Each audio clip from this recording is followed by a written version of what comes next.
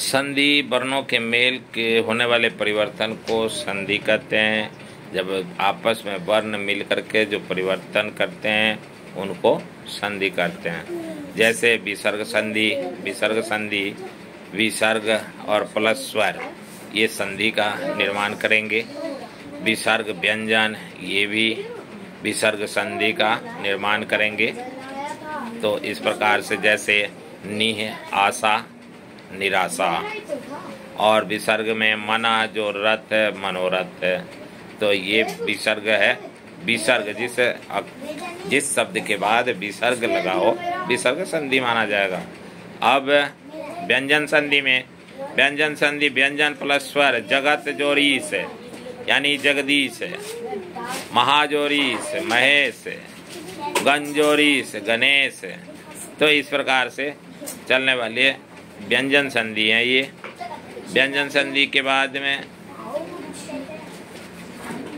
स्वर संधि, स्वर और स्वर दोनों मिलकर के संधि का रूप लेते हैं। जैसे विद्या जोर आलय, विद्यालय, देव जोर आलय, देवालय।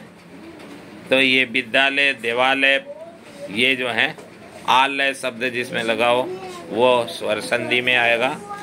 दीर्घ संधि जैसे आल का प्रयोग किया गया तो ये दीर्घ संधि है। इसमें स्वर संधि के साथ साथ दीर्घ संधि है। जैसे स्वार्थी यानी स्वजोर अर्थी, विद्याजोर अर्थी विद्यार्थी, स्वजोर अर्थी स्वार्थी। गुण संधि में देव जोर इंद्र बराबर देवेंद्र, सूर्य और इंद्र बराबर सुरेंद्र, गंजोर ईश बराबर गणेश।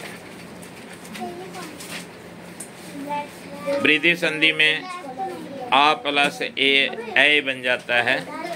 जैसे महा जोर औषधि तो महा औषधि। यन संधि में ई जमा अ दोनों मिलकर के य बन जाता है। जैसे इति जोर आदि बराबर इत्यादि। ई प्लस आ मिलकर के भी या बन जाता है। जैसे सु जोर आगत बराबर स्वागत। अयादि संधि में जब अयादि संधि आती है तो ए प्लस अ बराबर आया बन जाता है और ए प्लस अ आय बन जाता है। ने प्लस अन नयन बन जाता है। तो ने जोर अन बराबर नयन। ये संधि है। इस प्रकार से संधि के शब्दों के मेल कराई जाती है।